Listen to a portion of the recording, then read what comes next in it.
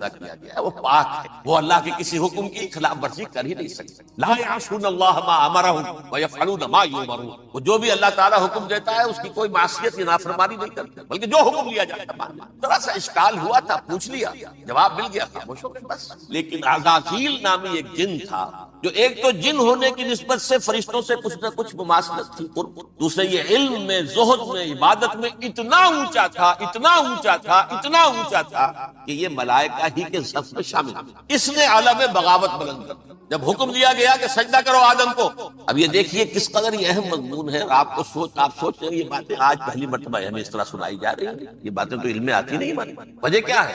آپ کو دلچسپ جدید تہذیب نے ان چیزوں کی اہمیت کو زیرو کر دیا. قرآن میں اہمیت کا کیا عالم ہے؟ 7 جگہ یہ مضمون قرآن میں کہ فرشتوں کو ہم نے حکم دیا سجدہ کرو آدم کو، سب نے سجدہ کیا. فسجد الملائکۃ کلھم اجمعون، سارے کے سارے، کل کے کل، سب نے مل کر سجدہ کیا.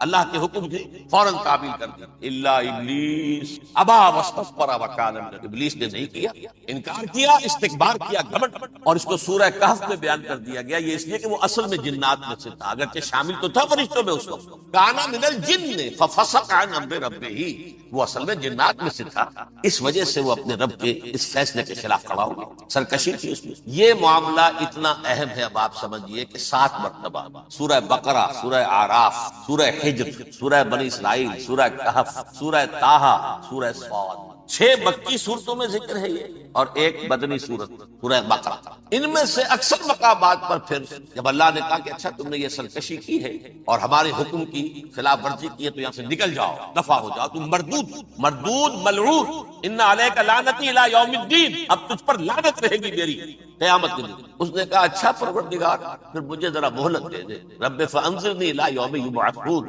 قیامت تک میری زندگی طویل کر دے. فذهب فانک من المنظرین، کہہ دیا اچھا جاؤ تمہاری یہ درخواست بھی اپنے قبول. اس نے کہا پروردگار اب میں اس آدم کو بھی گمراہ کر کے چھوڑوں گا اور آدم کی نسل کو تباہ کر کے.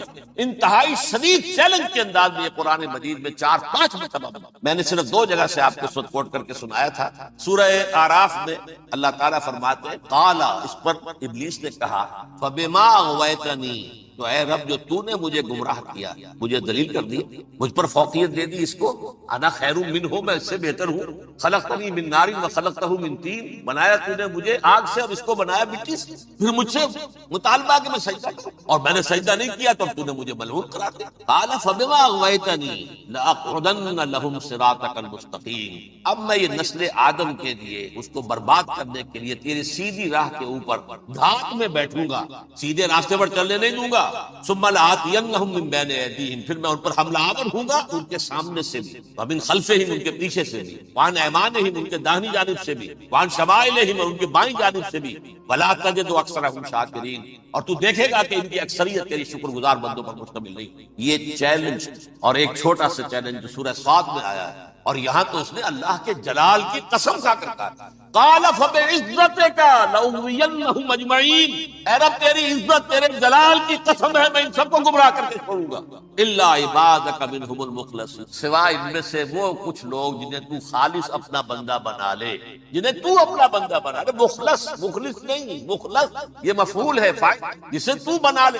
بعض لوگوں کو اللہ چن لیتا ہے، وہ اجتباک، تمہیں چن لیا، استفاء اجتباء، وہ بچیں گے جن کو تو اپنی خاص امان میں لے لے گا، باقی میں سب کو گمراہ کر دے گا. یہ ہے اصل دنیا میں نوع انسانی کا ابدی دشمن، ازلی سے ابدی تک. اور اس میں نوٹ کیجئے کہ اس کی اصل بنیاد کیا ہوئی؟ 2 لفظ، تکبر اور حسد. استکبر، تکبر، انا خیر منہ، میں اس سے بہتر. یہ ساری بس کی گانٹھ یہی ہے، سب سے بڑی گمراہی کی وجہ یہی ہے. اسی لیے کہا ہے حدیث میں لن يدخل الجنہ من کان فی قلبہ مثقال حبۃ من کبر، جنت میں ہرگز وہ شخص کبھی بھی داخل نہیں ہو سکے گا جس کے دل میں رائے کے دانے کے برابر بھی کبر. تکبر سب سے بڑا. الکبر ردائی، اللہ فرماتا ہے یہ تکبر میری چادر ہے. کوئی شخص تکبر کرتا ہے تو گویا میری چادر گھسیٹ رہا ہے میرے. عرب میں کسی شخص کی توہین کرنی ہوتی تھی تو اس کی چادر گھسیٹتے، ننگا کر دیا تو یہ میری ردائی ہے. الکبر ردائی، یہ میری چادر، یہ جامہ مجھے زیب دیتا ہے، مجھ پر راستہ. اور حسد، آدم کو جو برتری عطا ہو گئی اس حسد کی آگ میں، اور اس کا انتقام لینا چاہتا ہے. آدم سے بھی، آدم کو بھی گمراہ کی، جنت سے نکلوایا. ایسے نکلنا تو انہیں تھا ہی مشیت اذن میں، لیکن فوری طور پر اللہ کے حکم کی خلاف ورزی تو کروائی. فعصى آدم ربہ فغوى، آدم نے اپنے رب کے حکم کی نافرمانی کی، گمراہ ہوا عارضی طور پر، یہ دوسری بات ہے۔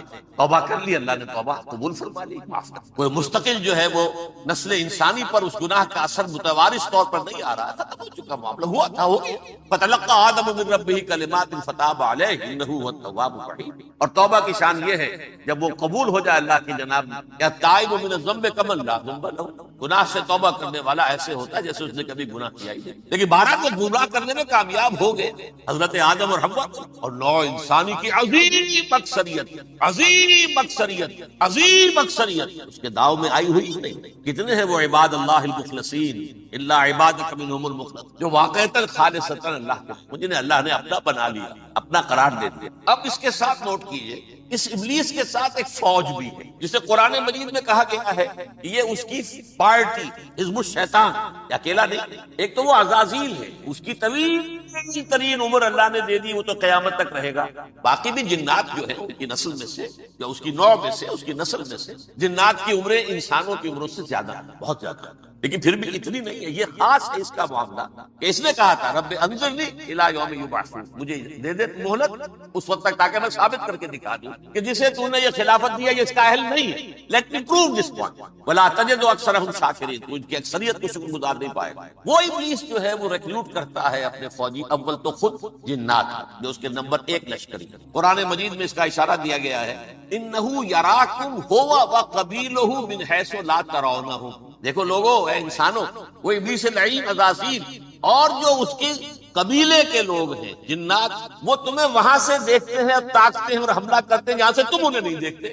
وہ غیر مرئی ہیں، انویزیبل ہے، تمہیں نظر نہیں آتے۔ ویزیبل دشمن کا وار تو روک لو گے، انویزیبل کا کیسے روکو گے؟ انہ یراکم هو وقبیلہ، اکیلا ہی نہیں، وہ تو تمہیں تاکتا ہے، تم پر حملہ کرتا ہے، گھات میں لگ کر جو ہے تمہارے اوپر حملہ کرتا ہے، وہ بھی اور اس کے ساتھ اس کے قبیلے کے لوگ جنات بھی، من حیث لا ترونہم، جہاں سے کہ تم انہیں نہیں دیکھتے۔ لیکن اس کے علاوہ وہ انسانوں میں سے بھی ریکروٹ، رنگ روٹ، وہ جو ہے ان کو اپنے پاس رکھتا ہے فوج کی، جس کی سب سے بڑی مثال کیا ہے؟ سورہ مجادلہ میں اللہ تعالیٰ نے منافق، حالانکہ وہ کون تھے؟ بظاہر حضور کا کلمہ پڑھنے والے، حضور کے پیچھے نماز پڑھنے والے، اسلام کا دعویٰ کرنے والے، ان کو اللہ فرماتا ہے اولئک حزب الشیطان الا ان حزب الشیطان هم الخاسرون، یہ شیطان کی پارٹی کے لوگ۔ وہاں مقابلے میں آیا ہے اولئک حزب اللہ الا ان حزب اللہ هم المفلحون، یہ دو پارٹیاں ہیں، حزب اللہ اللہ کی پارٹی جو اس کے مخلص بندے ہیں، وہ اللہ کی پارٹی، اور جو شیطان کے مرید بن گئے اس کے ہاتھ پر بیعت کر لی، لہذا وہ اس شیطان کی پارٹی کے لوگ ہیں، چاہے وہ انسان ہو چاہے جن ہو۔ تو انسانوں میں سے بھی اس کے حزب میں، اس کی پارٹی میں اس کے ایجنٹ ہیں، اور بہت، بلکہ بہت سے تو ایسے ہیں کہ جو جنات کے بھی کان کا تر، ان کو بھی شیطنت سکھا دیں، پڑھا دیں۔ لیکن اب ایک بات سمجھیے، ایک دنیا میں نسل اور قوم بھی ایسی ہے جو ایک خاص وقت سے بحیثیت مجموعی من حیث القوم ابلیس کی ایجنٹ بن گئے۔ وہ کون ہے؟ وہ یہودی۔ یہ یہودی قوم جو ہے، اس میں ایک تو کچھ یہ کہ ان کی فطرت کے اندر یہ تھا کہ ہم ہیں اصل انسان، باقی انسان جو ہے وہ انسان نما حیوان، ان کی کوئی حیثیت نہیں، ہم ہیں اصل انسان، نحن ابناء اللہ واحباؤ۔ یہ جنٹائلز، یہ گوئمز، غیر یہودی، یہ تو حیوانات ہیں۔ اب جیسے کہ انسانوں کو حق ہے کہ حیوانوں کو ایکسپلائٹ کریں، استعمال کریں، گھوڑے کو آپ تانگے میں باندھ کریں، اس کی پسینے کی اور محنت کی کمائی ہے جو کھاتا ہے تانگا چلانے والا۔ البتہ یہ ضرور ہے کہ چونکہ اگلے روز پھر جوتنا ہے تو کچھ نہ کچھ تو اسے بھی کھلائے گا نا، اپنی کمائی میں سے کچھ دانے کھلائے گا، کچھ اور گھاس دے گا، یا بیل کو جوتنا ہے ہل پہ، کچھ نہ کچھ تو دینا ہوگا کھانے کا، لیکن پھر اسے استعمال کرنا۔ تو ان کا مستقل قول یہ ہے کہ اصل انسان ہم ہیں، باقی پوری نوع انسانی ہمارے لیے حیوانوں کے درجے میں، ہم چاہیں جس طرح انہیں استعمال کریں، ایکسپلائٹ کریں، دھوکہ دیں، جیسے چاہیں، لوٹیں کھسوٹیں، سب کچھ کریں، بدہضی کریں، ان سے سود لیں، سب کریں، جو بھی ممکن طریقہ ہو، یہ ہمارے لیے ہم ڈومینیٹ کریں گے، اور یہ در حقیقت ہمارے اعلی کار۔ ایک تو اس اعتبار سے یہود بقیہ پوری نوع انسانی کے دشمن بن گئے۔ قرآن مجید کی وہ آیت بھی میں نے آپ کو سنائی، وقالوا لیس علینا فی الامیین سبیل، یہ امیین کہتے تھے نا ان کو، جو غیر یہودی ہیں، کیونکہ ان کے پاس کتاب تھی، تورات تھی، اور کتاب نہیں تھی کسی کے پاس، لہٰذا یہ ان پڑھ ہے، پاگل ہے، جاہل ہے، امی ہے، ہم ہے صاحب کتاب، ہمارے پاس شریعت، ہمارے پاس کتاب، یہ لوگ ان پڑھ ہیں جاہل۔ لیس علینا فی الامیین سبیل، ان امیین کو ہم لوٹیں کھسوٹیں دھوکہ دیں فریب سے، جو کریں چوری کریں ڈاکہ ڈالیں جیب کے قطرے جس طرح بھی کریں ہمارے لیے جائز ہے، ہمارے اوپر کوئی گرفت نہیں ہوگی۔ اللہ تعالیٰ ہم سے یہ نہیں پوچھے گا تم نے جھوٹ کیوں بولا تھا اس کو، تم نے وعدہ خلافی کیوں کی تھی اس کے ساتھ، تم نے کیوں دھوکہ دیا تھا اس کو، تم نے کیوں اس کا مال جو ہے غبن کر دیا تھا، ہڑپ کر لیا، نہیں ہم پر۔ اس اعتبار سے ایک تو یہ انسانیت کی دشمنی ان کی گھٹی میں پڑ گئی، اس غلط خیال کی وجہ سے۔ ہم تو بخشے بخشائے ہیں، we are the chosen people of the lord, ہمیں تو اللہ اگر جہنم میں داخل بھی کرے گا تو صرف چند دن، لن تمسنا النار الا ایام معدودات، باقی اصل میں تو ہم تو اللہ کے پسندیدہ، نحن ابناء اللہ واحباہ، اس کے بیٹوں کے مانند بڑے چہیتے ہیں، لاڈلے ہیں۔ یہ باقی دنیا، باقی انسان ہماری چراہ گاہ ہے، جیسے چاہے چرے، جس طرح چاہے ہڑپ کر۔ یہ تو ان کا پہلے سے مستقل معاملہ تھا، لیکن اس کے بعد ان کی تاریخ میں ایک دور وہ آیا جب حضرت مسیح علیہ السلام ان میں مبعوث کیے گئے۔ یہ 1400 سالہ تاریخ کا کلائمیکس ہے۔ یہ جب کتاب انہیں دی گئی تھی تورات حضرت موسیٰ کے ذریعے، وہ 1400 قبل مسیح کا واقعہ، اس وقت سے لے کر اللہ کا وہ فضل ان پر ہوا، وہ فضل ان پر ہوا کہ کوئی ایک لمحہ ایسا نہیں آیا 1400 برس میں کہ ان کے ہاں کوئی نہ کوئی نبی موجود۔ یہ تار ٹوٹا ہی نہیں، 2 سے شروع ہوا، موسیٰ ہارون علیہ السلام، اور 1400 برس کے بعد پھر آخری 2 ہیں، عیسیٰ اور یحییٰ علیہ السلام، یوں سمجھ لیجیے، اور اس کے درمیان یہ تار ہے، اور اس تار میں کوئی ایک لمحہ ایسا نہیں آیا کہ کوئی نبی موجود۔ اس میں اتار چڑھاؤ بہت سے آئے، اس کا وہ میرا موضوع نہیں ہے۔ اس وقت قبل مسیح کی تاریخ جو ہے وہ میرا موضوع نہیں ہے۔ قرآن مجید میں سورہ بنی اسرائیل کے پہلے رکوع میں اس کا تذکرہ موجود ہے، وَقَضَيْنَا إِلَىٰ بَنِي إِسْرَائِيلَ فِي الْكِتَابِ لَتُفْسِدُنَّ فِي الْأَرْضِ مَرَّتَيْنِ وَلَتَعْلُنَّ عُلُوًّا كَبِيرًا، 2 مرتبہ ان پر عذاب کے کوڑے برسے، پہلے اشوریوں کے ذریعے سے جو شامی تھے، سیرینز اشوری کہلاتے، پھر بابلیوں کے ذریعے سے یعنی عراقیوں کے ذریعے سے، بیبیلونیا نام تھا عراق کا پہلے، ان پر بہت بڑی بڑی تباہیاں آئیں، اللہ تعالیٰ کی طرف سے عذاب آئے۔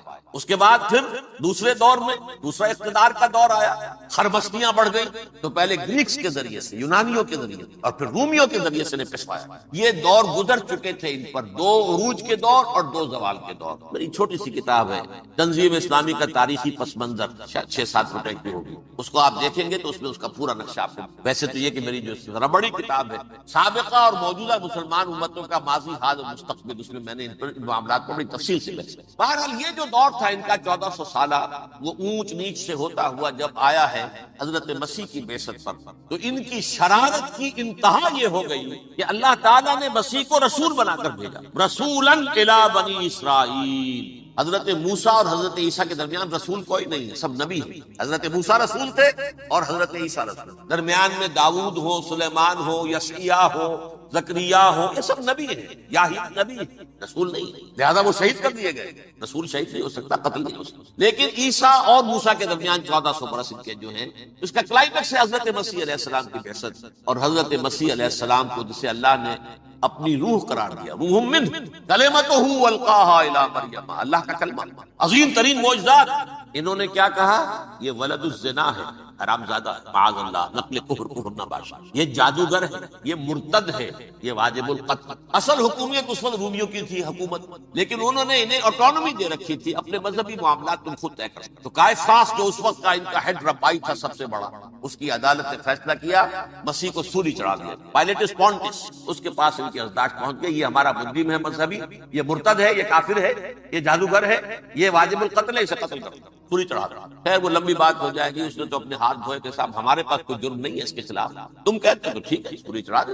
یہ دوسری بات ہے کہ اللہ نے حضرت مسیح کو اٹھا لیا آسمان پر، ان کی جگہ وہ شخص سولی چڑھا جس نے غداری کر کے گرفتار کروایا تھا، جوڈاس اسکیریوٹ، اس کی شکل اللہ نے بدل دی حضرت مسیح کی سی، اور حضرت مسیح کو فرشتے اٹھا کے اوپر لے گئے، وہ زندہ آسمان پر اٹھا لیا۔ اور یہ ساری تفاصیل نہ قرآن میں ہے نہ حدیث میں، یہ انجیل میں ہے، لیکن انجیل کون سی؟ برنباس کی، gospel of the lord according to saint Barnabas. یہ حواریین مسیح میں سے تھے، لیکن عیسائی ان کو تسلیم نہیں کرتے، ان کی بائبل کو صحیح نہیں مانتے، کینونیکل نہیں مانتے۔ 100 انجیلیں تھیں، 104 تھیں، جن میں سے 4 چنی ہیں انہوں نے، یہ متی اور جان اور مرکس مارکس یہ ہے، تو یہ 4 انجیلیں ہیں انہوں نے تسلیم کی کہ یہ کینونیکلز ہیں، یہ تو ہیں حقیقی، باقی جو ہیں 100 اس کو وہ تسلیم، ان میں سے ایک ہے یہ برنباس، اس میں یہ تفصیل ہے کہ اللہ تعالیٰ نے اس شخص کی، یہوداس کی، یہوداس اس کو انگریزی میں کہتے ہیں، اس کی شکل بدل دی حضرت مسیح کی سی، وہ گرفتار ہوا، وہ سلجھ، وہ غدار تھا، غداری کی سزا اسے ملنی تھی، اٹھ گئی۔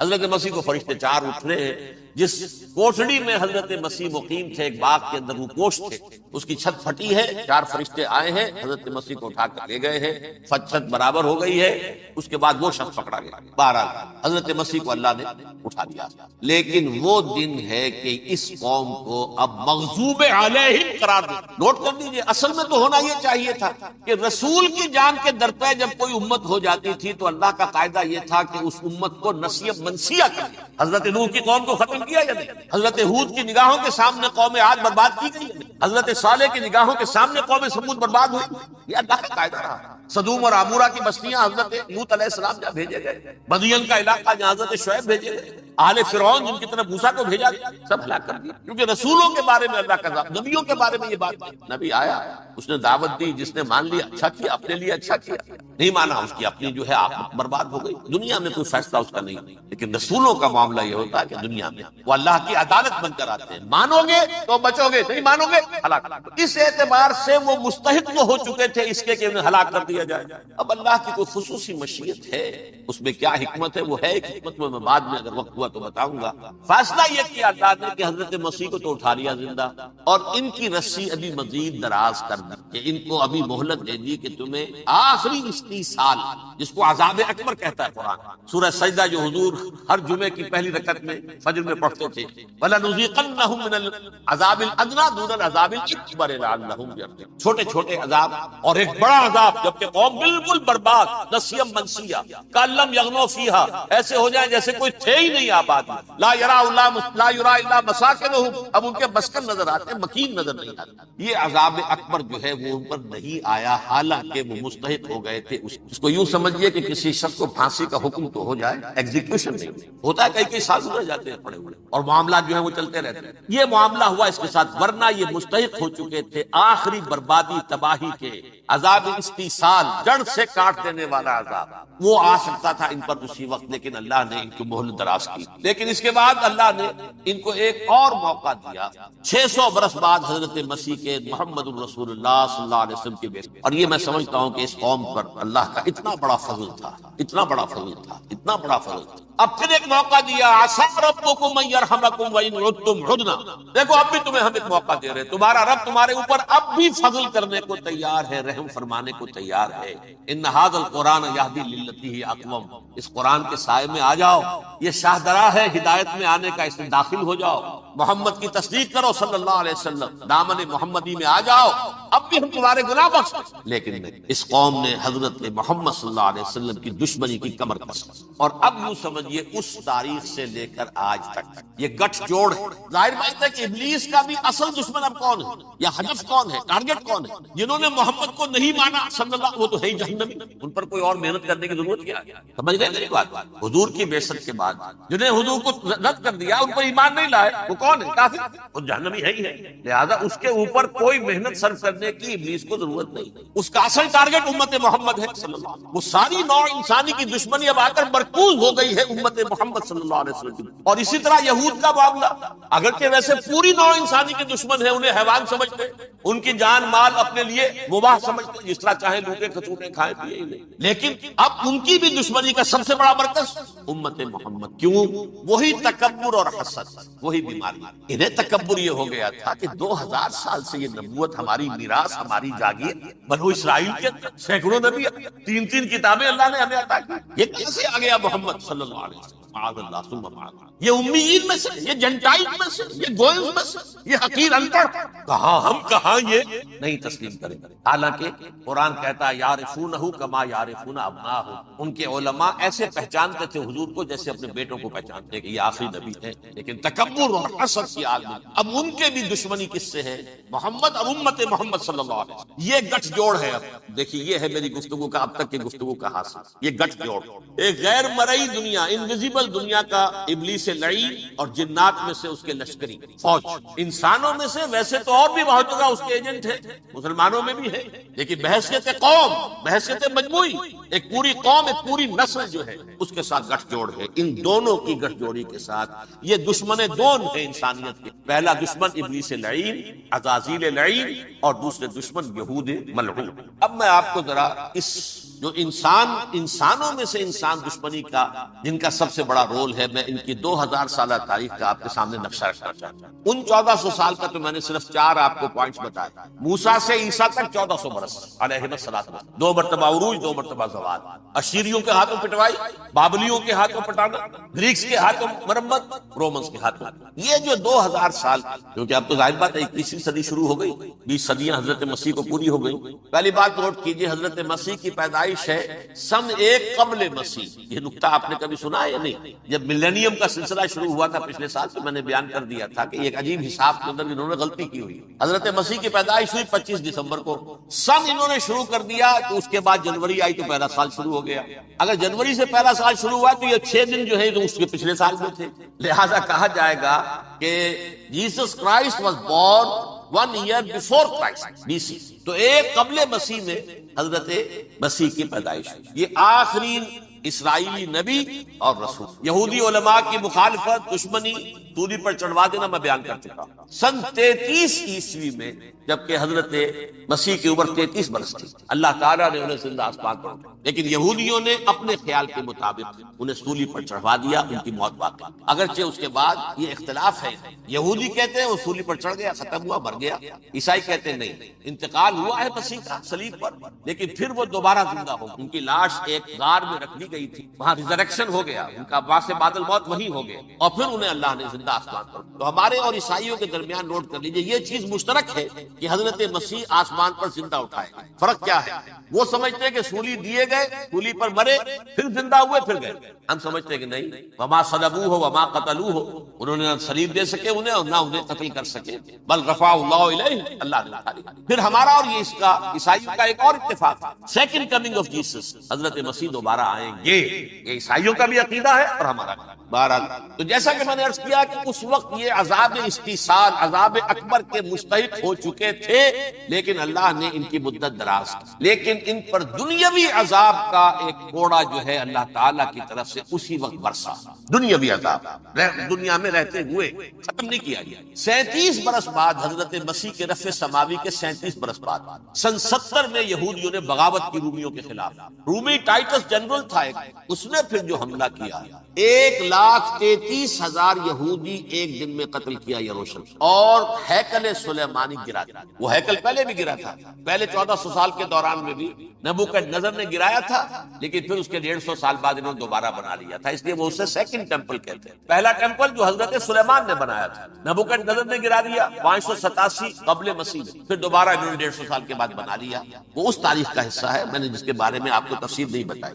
اس میں یہ ہوا سن 70 میں وہ گرا دیا گیا، وہ آج تک گرا پڑا ہوا ہے۔ نمبر 2 یہ کہہ دیا گیا کہ یہودیوں اس ارض فلسطین سے نکل جاؤ، تم یہاں نہیں رہ سکتے، لہذا جس کا جہاں سینگ سمایا چلا، یورپ میں چلے گئے، ایشیا میں آ گئے، عرب میں آ گئے۔ یہ 3 قبیلے جو رات بھی میں نے عرض کیا تھا، بنو قینقاع، بنو نذیر اور بنو قریظہ، یہ وہاں سے آ کے مدینے میں آباد ہو، جس کا جہاں سینگ سمایا، افریقہ میں، ہندوستان میں، جہاں ڈایاسپورا اسے کہتے ہیں، وہ آپ نوٹ کر دیں، ڈایاسپورا ہمارا دور انتشار، جبکہ ہمیں ہماری اصل سرزمین تو فلسطین ہے، حضرت ابراہیم کا مسکن، حضرت اسحاق، حضرت یعقوب کا مسکن فلسطین، یہ ہے ہماری اصل جاگیر، یہ تو ہماری جدی پشتی جاگیر ہے، لیکن یہاں سے نکال دیے گئے سن 70 عیسوی میں، اور وہاں سے لے کے 1917 تک ان کا ڈایاسپورا جاری رہا، یہ دور انتشار۔